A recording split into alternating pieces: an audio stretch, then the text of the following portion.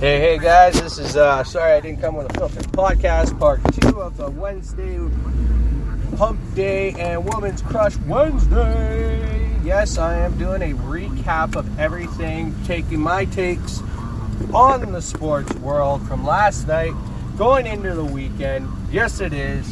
I'm here, I'm back, and I'm not afraid. So, I was just talking about pro wrestling. Now we have AEW's big event this weekend. We have Dynamite this week, or today, and we have Rampage, and then we got Friday Night SmackDown. We have NXT UK tomorrow night, or tomorrow afternoon, tomorrow night, whatever. We do have Impact Wrestling. As I say, I don't really watch Impact Wrestling too much.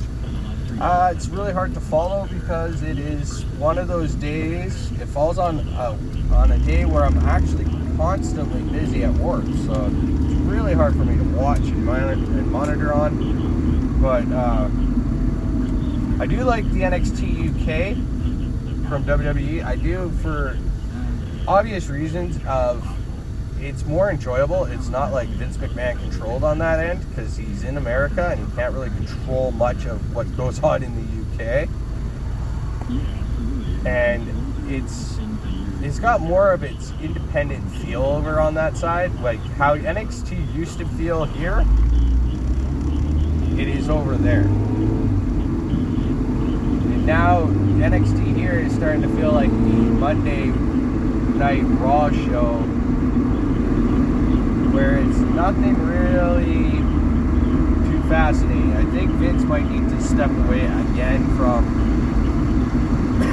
this whole thing. Unless he's... I probably said this on previous podcasts. I'm starting to think he's looking at selling the company. He must be, because the way he's just... I understand everybody's gone through a pandemic, but the way he's releasing people left, right, and center in, great talent he's releasing and all this, it's ridiculous. It is a ridiculous situation he's got himself into. And like Tony Khan's gonna reap the rewards, because he's probably gonna go pick up Keith Lee and Killer Cross and Scarlett Bordeaux and Mia Yim and Amber Moon. He's gonna get these ones that he just released. He's gonna go and pick them up, and they're gonna join forces. Taya Valkyrie probably will be there too. I think Vince doesn't use mostly his head. He is 70 plus years old. He's he did that Thunderdome because he still loves his nostalgia 80s. Love for everything on that end, and I just can't get that out of my head. But again, it was entertaining to see them in an arena, not at the performance center. But again, I understand the fans. It is a slow process to get the fans back in. I know you are trying to sell your tickets. Here's the thing: sell your tickets at a lower price, you probably get more fans and stop pissing us off. Stupid gimmick crap, and let people actually do it. Go back to your attitude era. If you want to be nostalgic, go to the Attitude Era. That was a way better era than any other era in WWE history. Well, if you're an 80s person and you love the 80s, then by all means, I'm not going to disrespect that. But the time I was growing up, it was the Attitude Era. Sorry. I love the old school stuff, don't get me wrong, I do. But I'm not going to try to always offend people, but when I do, my apologies that are at most. I don't necessarily understand that part of the 80s with all the drug deal. Wow, we still had our drug deals. We had ECW for overseas. But who didn't love ECW? Come on. Paul Heyman.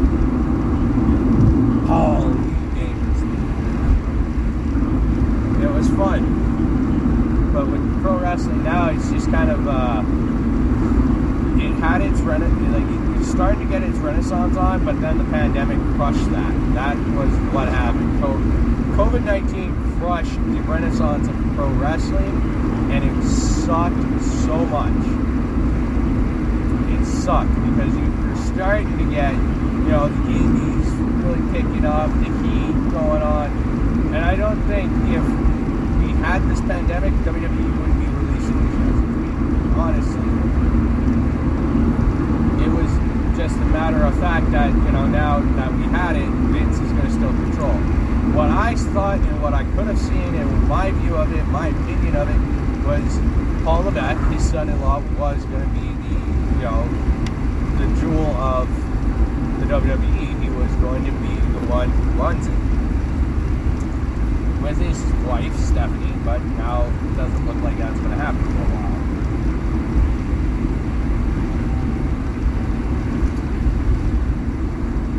There's so much pro wrestling now that is on streaming, like Fight and YouTube, and just in general, there's a lot of pro wrestling out there, and I am starting to love the indie stuff more than I am the bigger product. AEW is one of the bigger products that I do really like. I really do love it.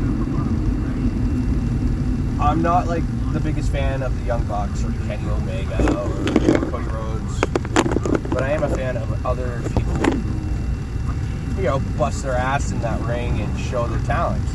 Like, okay, CM Punk, 7 years.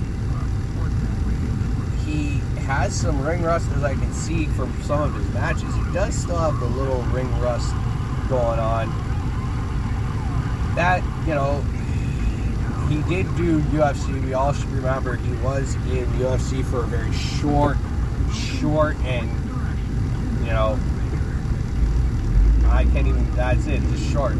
It was a really short time for him to be there. He did lose 2 of his matches. His second match, he did give it his best shot, and I will say that. For a man who's not a big fan of, pro wrestlers turning to mixed martial arts, the only 3 that I can actually give you that, actually have a really good MMA career, and I'm going to start off with Beast, Brock Lesnar, the almighty Bobby Lashley, and Jake Hager. All of those 3 guys have had a very outstanding UFC or MMA careers. 2 of them went into Bellator. Okay, that's another big company in the US, not as big as UFC, but they are a big company. When CM Punk jumped over to UFC after he walked out on WWE, I think he should have just kind of took another year and a half, let himself calm down. I think he was just coming to like cash in on his. Whoa.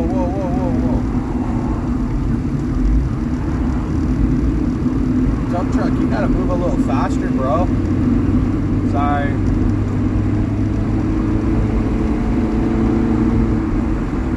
I was just behind a dump truck and the guy really didn't really see where his turn was. Let's just say that. But again, UFC was, this past weekend was a really good weekend. It was an awesome show.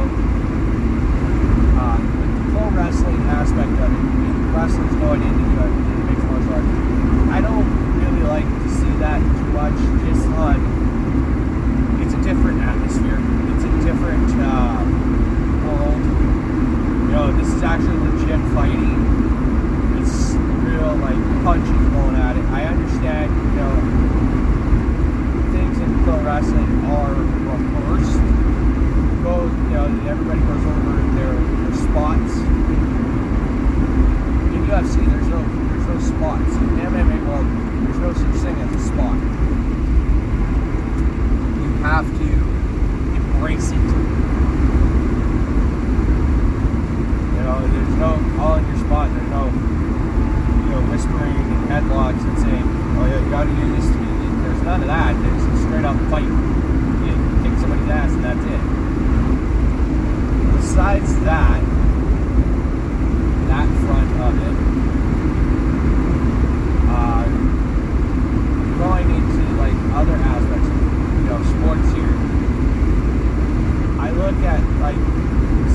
telling me, my friends were like, oh, have you ever seen the KHL games?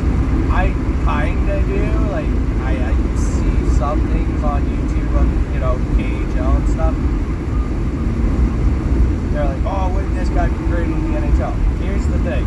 European ice is bigger than North American ice. Just like what I was just saying about wrestling and MMA. Two very vastly different worlds. Even though KHL and NHL are hockey, two vastly different places. Larger ice in Europe, smaller ice in North America. Not a lot of players do well here from Europe because of the ice surface is smaller. The ice area is a lot smaller. But again, some do know how to maximize their full potential in North American style of hockey, and that's good. There's some North American players who play better on bigger ice than they do on little ice. Like take for instance Jake Vertanen. Apparently he did very well over in the KHL, and that's good. That is excellent. I'm also going to dive in here a little right after I just say what I just said there. I've seen more reports about misconduct, allegations of misogyny, sexual harassment, sexual assault, and all this other crap. Jesus, when is this going to stop? When is the sports world and every other industry going to stop this shit? Because this is bullshit to me. I grew up as a fan of loving the sport itself. I didn't grow up wanting to hear all this, all the backstage stuff in the offices and, what the front office personnel is doing to the, lower staff of each office. It's disgusting. These guys they have wives and children, and yet they're still, dude, seriously, come on. I heard Bob Murray is on administrative leave with the Anaheim Ducks, with pay, pending for further investigation on his end. There was one from Phoenix Suns organization, and apparently his wife was texting and harassing them and trying to shut these people up. Well, that's not a great thing to do either, because now you're covering up something that is a criminal charge, and it's a felony. That's witness tampering and all that other stuff. So that goes on. It's just this whole sexual harassment, sexual assault stuff in the sports world, entertainment world. It's got to end. This has to end. If you have some sick sexual depravity on anything, you know what? You should get some goddamn help for that shit. That is some bullshit. Get some help. And, if you are a sexual deviant or a sexaholic, you just gotta have it. Well, man, you got some serious freaking problems. Heck, I know I got my own on that end too, but still, I can say, sometimes you gotta sustain from that crap. This is just beyond disgusting.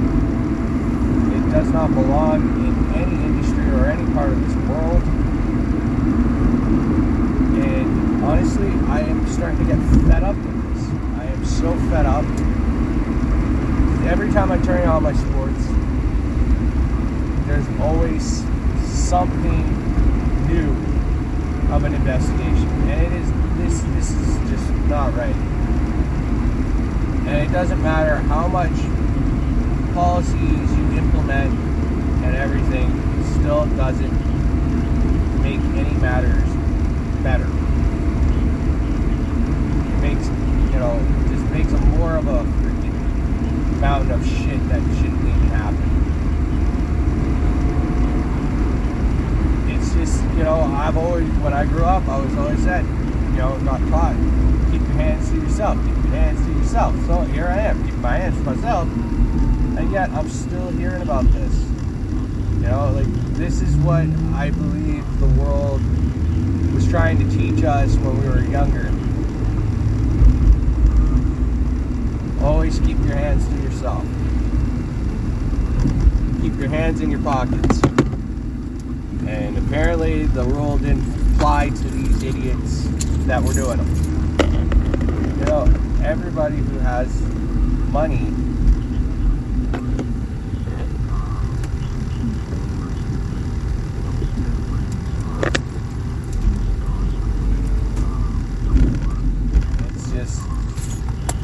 they think they have unlimited power and unlimited, say to what they're doing. And you know what? Sometimes it's not about having power and it's not about having the money. Because your crap is going to come back to haunt you.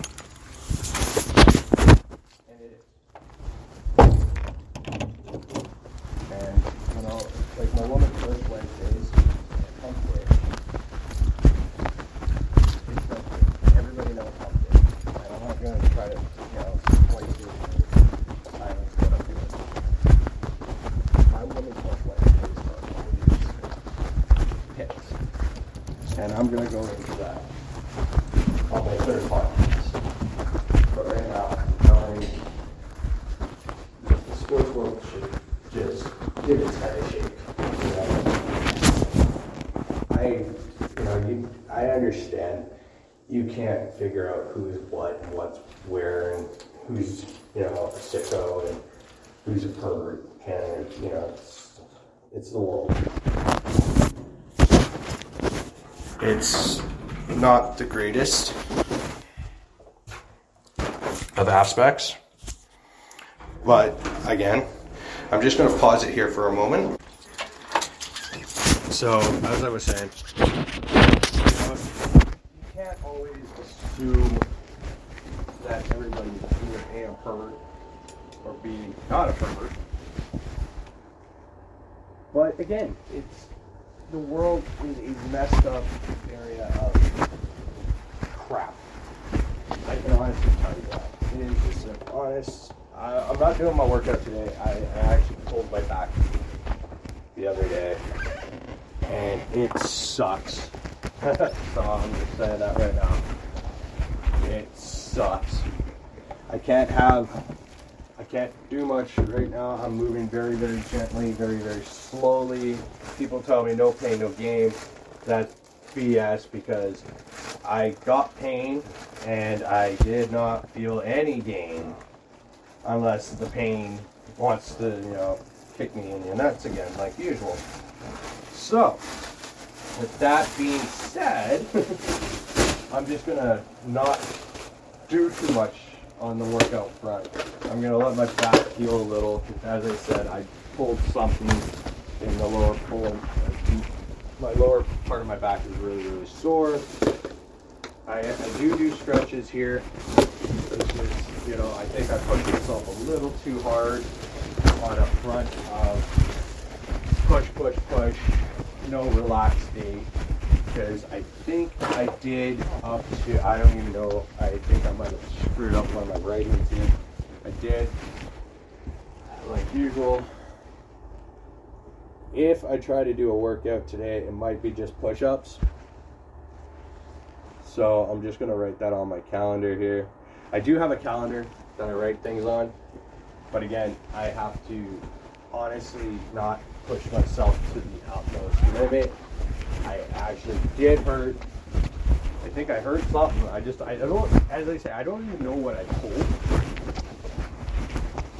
in my lower back area. It really does suck. I don't even know how to explain it. It feels like somebody ravagely took something and stabbed my back a billion times over. But you know, I'm trying to also segue on my section on what I was just talking about, because I just got myself all worked up on that. I'm gonna have a coffee. Gotta make a coffee, you know. Coffee is coffee. So with this general consumption of sports right now, I understand why some people are really, really negative to the world of sports. And it's, you know, it's probably at its most peak of not the greatest time to be an athlete or sports fan, because of all things that are going on in the sports world.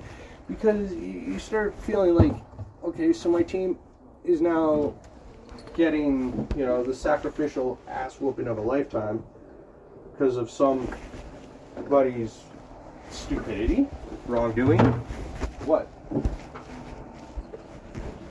Like yesterday, Carey Price came out, and you know, it takes bravery, it takes strength to come out and say, yeah, I needed help, because he said it. He got into a dark spot, and I give that man all the credit in the world for coming out. You know, like I'm doing it too. I'm coming out. The mental health problems people suffer and substance use, you know, it's not the greatest. It's the crappiest part of life. And you know, me suffering my own demons without substances is hard too. I don't agree with some people out there saying, oh, you know, I have my substance problem because I was this, or I got this. I know it's not fair to say that, but you know what? I was abused when I was a child, physically. Like, I was thrown across the room, I was beaten, you know, I had all these problems.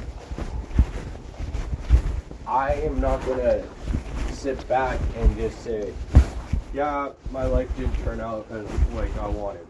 Well, you know what? Not everybody's life turns out the way they wanted it. Most of the time, people's lives turn out to be, you know, a crap. And you know, it's part of the world. It's part of life. You can't always get everything that you want and eat that cake with it.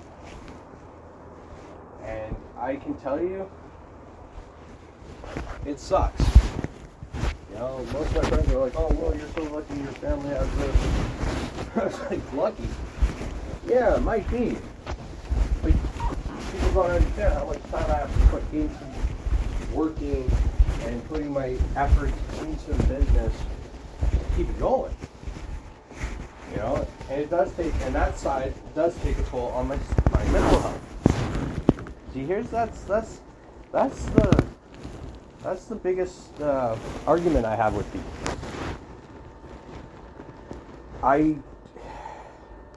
My psyche is so screwed up because I work so much. I mean, I work 7 days a week, except Christmas, or I get free hockey tickets. On top of that, I'm constantly at my wit's end, because I know there's something out there for me, and try to figure out what I want to do. But always having somebody tell me I'm not, you know, the great person, or I'm not this, or I'm not that, it really does take its toll, because again, it messes with my psyche of my body and my mind, and I get really, really down on myself, and I literally try to beat it into my head, literally, physically. I will punch myself in the head until I can, you know, get rid of it. I don't physically harm people because I shouldn't be doing that, and I won't do that. I've had a relationship where a woman said I physically hit her. She ran to some guys, and these guys even said it. I didn't hit her. They actually came to my place and saw that I actually broke a guitar over my own freaking head, because they saw the slivers in my skull. This is how bad that relationship was. It got me to a point where I actually physically harmed the hell out of myself and almost tried to, concuss the crap out of my brain. And it was a solid guitar too, by the way. It wasn't like no ordinary guitar. It was a pretty solid guitar. But I always put myself into things. I keep my emotions. I show my emotions. I wear my heart on my sleeve. And, all my friends said, don't turn to an asshole, Will. Don't, I've even had some women tell me this, don't be an asshole. We need good guys in the world. Guess what? Good guys do die off really quickly, and they all finish dead last. There's a reason why you don't see a lot of good guys anymore. And if you do, they landed a woman that is probably an utmost angel to them. And, when I'm doing my woman crushes, they're crushes. And honestly, right now, I'll go right down the middle on it. Oh, breaking news. Odell Beckham Jr. is considering, I love having a PBR box. So, considering the Chiefs, Packers, and Saints. And Mike White is starting this Sunday for the Jets against the Bills. Sorry, Jets fans, you're still going to lose because it's Josh Allen. And I have faith Josh Allen will rebound. So that's the breaking news on that front of Odell Beckham Jr. and everything else. Again, with my woman's crush, I will go down the list right now. Crushing on Cora Jade of WWE NXT. Crushing on Mandy Rose from WWE NXT. Sky Blue, Julia Hart, both AEW superstars. One not signed, one is signed, I'm 100% sure of. And then you got Miss Jordan Jones. Those are my crushes, Women Crush Wednesdays. And, honestly, they're awesome. Those are women that women should look up to. Young girls should say, I want to be like that. I want to be like that. Because these women are showing compassion, beauty, elegance. And females can be an ass-kicking machine in the wrestling world. And that's why I choose these ones. That is my Woman Crush Wednesday. So, on top of all of that, I understand I've probably put this on a little longer than I should, but that's okay. I will talk to you guys all later. I will have a third podcast up later today with a YouTube channel.